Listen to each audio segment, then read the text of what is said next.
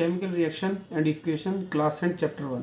तो इसमें important question है हमारे type of chemical reactions. First है आपकी कॉम्बिनेशन रिएक्शन।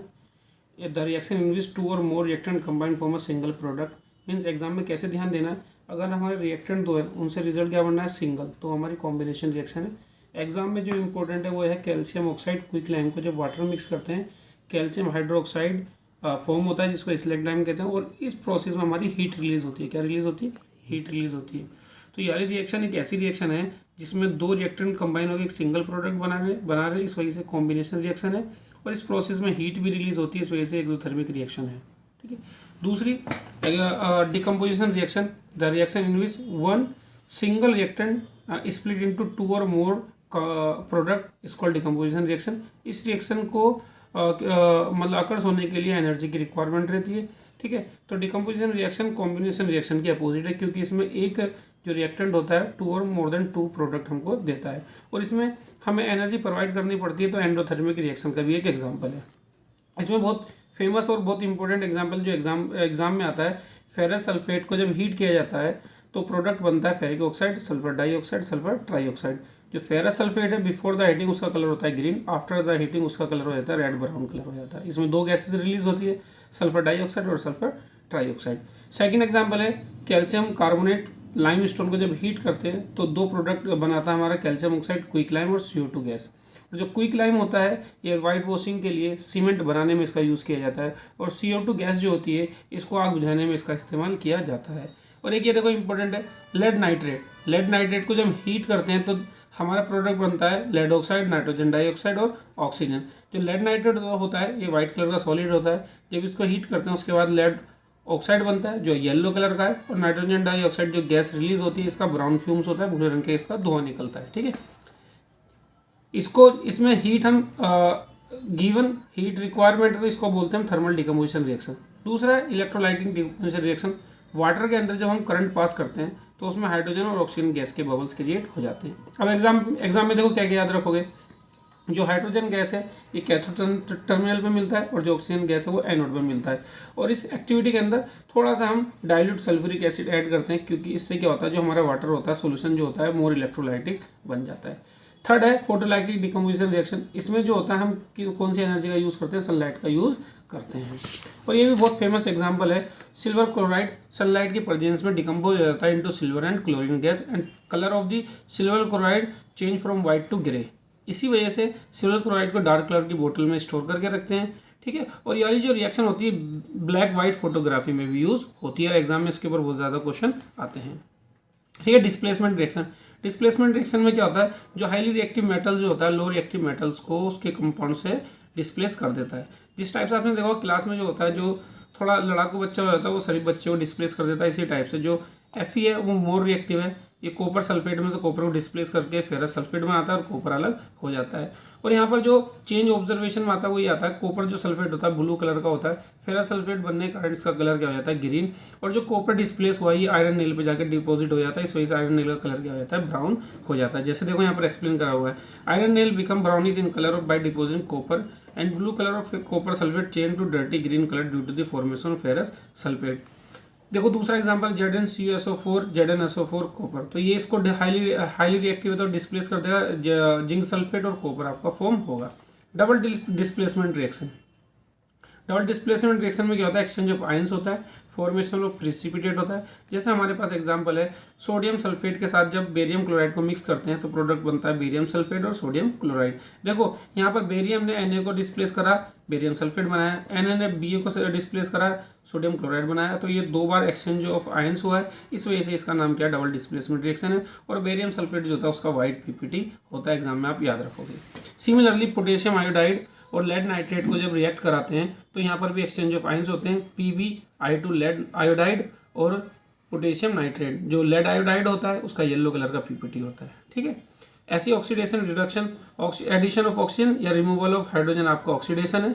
अपोजिट इसका addition of hydrogen removal of oxygen is called reduction. जैसे यहाँ पर एग्जांपल देख सकते हैं, कॉपर को जब ऑक्सीजन की प्रेजेंस में हीट किया जाता है तो कॉपर ऑक्साइड बनता है। कॉपर का कलर होता है ब्राउन। एग्जाम में आप याद रखोगे, कॉपर एक ऐसा मेटल है जिसका कलर ब्राउन होता है और इसको हम वायर बनाने में, इलेक्ट्रिक वायर बनाने में भी यूज़ करते हैं। जब इसको ऑक्सीजन की प्रेजेंस में जब हीट करते हैं तो कॉपर ऑक्साइड की एक ब्लैक कलर की लेयर उस पर डिपॉजिट हो जाती है। फिर अगला, कॉपर ऑक्साइड के ऊपर अगर हम हाइड्रोजन गैस को फ्लो कराते हैं, फिर से वो जो ब्लैक लेयर है वो रिमूव हो जाती है, क्योंकि जो यहाँ पर जो हाइड्रोजन होता है वो ऑक्सीडाइज होकर वाटर बना लेता है और कॉपर के ऊपर से हाइड्रोजन रिमूव हो जाती है। ठीक है, ये बहुत एग्जाम में पूछे जाने वाला क्वेश्चन होता है कि कौन सा सब्सटेंस हमारा ऑक्सीडाइज है, कौन सा रिडक्शन है। देखो कॉपर ऑक्साइड यहाँ पर था, ऑक्सीजन इसका रिमूव हुआ तो ऑक्सीजन रिमूव होने को रिडक्शन बोलते हैं। H2 था, इसमें वाटर ऐड हो गया तो वाटर ऐड होने को हम बोलते हैं ऑक्सीडेशन। तो ऑक्सीडाइज सब्सटेंस है आपका H2, जो ही ऑक्सीडाइजिंग सब्सटेंस है वही रिड्यूसिंग एजेंट होता है। तो ऑक्सीडाइजिंग सब्सटेंस रिड्यूसिंग एजेंट आपका हाइड्रोजन है और कॉपर ऑक्साइड आपका रिड्यूस सब्सटेंस है और ऑक्सीडाइजिंग एजेंट है। ठीक है, ये आपका चैप्टर के अंदर था। ठीक है, फिर हम देखो कुछ क्वेश्चन डिस्कस कर ले रहे हैं। जैसे एक metal salt MX7 expose to sunlight split up to form the metal M and gas X2, metal M is use to make the ornaments, whereas the gas X2 is used to making the bleaching powder. Salt MX is used in black white photography. अब देखो कुछ hint है। देखो light की presence में MX M और X2 में divide हो रही है और ब्लैक वाइट फोटोग्राफी में इसका इस्तेमाल हो रहा है। तो हम समझ गए, जो हमारा M है वो सिल्वर है, X2 हमारा क्लोरीन गैस है, MX हमारा सिल्वर क्लोराइड है और उसकी जो केमिकल रिएक्शन है AgCl2 सनलाइट की प्रेजेंस में होकर डिकम्पोज हो जाती है सिल्वर एंड क्लोरीन गैस के अंदर। तो इस टाइप से क्वेश्चन हमारे आ जाते हैं। देखो तो सेकंड आपका एसिड बेस एंड सॉल्ट। इसमें इंपॉर्टेंट बात आपको क्या रखनी है, जो एसिड होते हैं वो सोर टेस्ट होते हैं और ब्लू लिटमस पेपर को रेड कर देते हैं, गिव H+ आयन इन एक्वस सॉल्यूशन। ठीक है, आपको याद रखना स्ट्रॉन्ग एसिड है हाइड्रोक्लोरिक एसिड, सल्फ्यूरिक एसिड और नाइट्रिक एसिड, है ना। कंसनट्रेटेड एसिड वो होते हैं जिसमें एसिड ज़्यादा होता है वाटर कम होता है। डाइल्यूट एसिड वो होते हैं जिसमें वाटर ज़्यादा होता है एसिड क्या होता है कम होता है। Similarly base bitter in taste होते हैं और सोपी इन टच होते हैं। ये रेड लिटमस पेपर को ब्लू कर देते हैं। Gives hydroxide ions in aqueous solution. Strong base है sodium hydroxide, potassium hydroxide. Alkali, those base are dissolve in water is called alkali, sodium hydroxide, potassium hydroxide. Salt जो होते हैं acid और base जब रिएक्ट करते हैं तो सॉल्ट हमारे फॉर्म होते हैं। इंडिकेटर, ऐसे सब्सटेंसेस का यूज़ करके हम एसिड और बेस का पता लगा लेते हैं, उसको हम इंडिकेटर कहते हैं। 3 टाइप के होते हैं, natural indicator, synthetic indicator, olfactory indicator. और देखो एग्जाम में ये वाला इंपॉर्टेंट रहेगा, MCQ क्वेश्चन में बहुत बनेगा। लिटमस पेपर एसिड के केस में रेड हो जाता है और बेस के केस में ब्लू हो जाता है। ठीक है, और एक ये टर्मरिक, एसिड केस में कोई कलर में चेंज नहीं आता लेकिन बेस के केस में क्या हो जाता है रेड हो जाता है। फिनोक्सिलिन बहुत इंपॉर्टेंट है, एसिड के केस में कलरलेस रहता है, बेस के केस में पिंक हो जाता है। मिथाइल ऑरेंज एसिड के केस में रेड हो जाता है और बेस के केस में येलो हो जाता है। अनियन, वेनिला, क्लोव जो होते हैं एसिड के केस में अपनी जो स्मेल है वो रिटेन रखते हैं, जबकि बेस के केस में इसकी स्मेल क्या हो जाती है लॉस हो जाती है। Chemical properties of acid and base. Acid metal के साथ रिएक्ट कर salt plus hydrogen gas release करते हैं। सिमिलरली बेस भी मेटल के साथ रिएक्ट करके salt plus hydrogen gas release करते हैं। जो हाइड्रोजन गैस जो टेस्ट कर सकते हैं हम पॉप साउंड टेस्ट कर सकते हैं। कैसे, बर्निंग कैंडल उसके पास लेके जाएंगे, पॉप साउंड जनरेट करेगा तो इसका मतलब कौन सी गैस है, हाइड्रोजन गैस है। सिमिलरली एसिड मेटल कार्बोनेट या मेटल हाइड्रोजन कार्बोनेट से रिएक्ट करती है, सॉल्ट CO2 और वाटर बनाती है। और CO2 को हम टेस्ट कैसे कर सकते हैं, उसका लाइम वाटर से पास करते हैं, उसका कलर क्या हो जाता है मिल्की, क्योंकि फॉर्म होता है कैल्शियम कार्बोनेट जो इनसोल्युबल सब्सटेंस होते हैं। और एक्सेस CO2 पास करते हैं तो मिल्की कलर डिसेपियर हो जाता है, क्योंकि प्रोडक्ट बनता है कैल्शियम हाइड्रोजन कार्बन जो सोलेबल इन वाटर होता है, जिसकी वजह से मिल्की कलर क्या हो जाता है डिसअपियर। सिमिलरली एसिड और बेस जब रिएक्ट करते हैं सॉल्ट प्लस वाटर बनाते हैं। ठीक है, सॉल्ट और प्लस वाटर बनाते हैं, एक दूसरे के इफेक्ट को न्यूट्रलाइज कर देते हैं, इस वजह से इसको रिएक्शन कहते हैं न्यूट्रलाइजेशन रिएक्शन बोलते हैं, जैसे HCl NOH NaCl H2O। ठीक है, स्ट्रॉन्ग एसिड वीक बेस होगा तो सॉल्ट एसिडिक होगा, वीक एसिड और स्ट्रॉन्ग बेस होगा तो सॉल्ट बेसिक होगा, अगर दोनों स्ट्रॉन्ग या दोनों वीक होंगे तो न्यूट्रल सॉल्ट होगा। ठीक है, और यहाँ पर एक इंपॉर्टेंट क्वेश्चन ये भी है भाई, सभी एसिड के पास बेस के पास क्या कॉमन रहता है। Acid aqua solution H+ ion देते हैं और बेस आपके हाइड्रोक्साइड आयंस देते हैं। और एक बात याद रखना, जब वाटर के अंदर हम एसिड को डिसॉल्व करते हैं इस प्रोसेस को डाइल्यूशन बोलते हैं, और जो H+ आयन की फॉर्म में आपके आयंस नहीं मिलते, ये वाटर के साथ कंबाइन होकर हाइड्रोनियम आयंस बनाते हैं। ये रिएक्शन एग्जाम में आ सकती है, H+ H2O hydronium ions H3O+। ऐसे जब HCl को वाटर मिक्स करते हैं तो hydronium ions plus chlorine ions बनते हैं। ठीक है, ऐसे ही जब आप बेस को जब वाटर में डिसॉल्व करते हो तो हाइड्रोक्साइड आयंस फॉर्म होते हैं। ठीक है, जब हम डाइल्यूशन करते हैं तो कभी भी हम वाटर को एसिड के अंदर मिक्स नहीं करेंगे, क्योंकि इस प्रोसेस में बहुत ज़्यादा एनर्जी रिलीज होती है, जिसकी वजह से ये हमारे लिए हार्मफुल हो सकती है। इस वजह से हम वाटर के अंदर ड्रॉप करके एसिड को मिक्स करते हैं। इस प्रोसेस में लेस एनर्जी निकलती है, ये हमारा प्रोसेस क्या है, ठीक है। जब हम किसी एसिड के अंदर वाटर के अंदर एसिड को मिक्स करते हैं तो जो हाइड्रोजन आयंस की जो कंसंट्रेशन होती है वो डिक्रीज हो जाती है। याद रखना, डाइल्यूशन प्रोसेस में जो हाइड्रोनियम आयंस या हाइड्रोक्साइड आयंस की जो कंसंट्रेशन होती है वो क्या हो जाती है, डिक्रीज हो जाती है। ठीक है। पीएच स्केल है, पीएच स्केल सोरेनसन ने इसकी डिस्कवरी करी थी। इस पे जो स्केल लिखा है 0 से 14 लिखा रहता है। एस+ आयन की कंसंट्रेशन पे डिपेंड करता है। जैसे जैसे एस+ आयन हमारा इंक्रीज होता है वैसे वैसे पीएच वैल्यू क्या हो जाती है, डिक्रीज हो जाती है। लेस देन 7 आपका एसिड रहता है, 7 वाला न्यूट्रल रहता है, मोर देन 7 आपका क्या हो जाता है, बेसिक हो जाता है। ठीक है। जो हमारे एक्वेटिक प्लांट जो होते हैं, सोइल जो होते हैं, ये सब पे आपके पीएच सेंसिटिव होते हैं। अगर पीएच की वैल्यू चेंज होती है तो इनके ऊपर इफेक्ट आता है। जैसे अगर वाटर रेन का जो पीएच वैल्यू 5.6 से लेस रहेगा तो उसको एसिड रेन कहेंगे। वो हम एक्वेटिक एनिमल्स के लिए, हमारे सोइल के लिए क्या रहती है, हार्मफुल रहती है।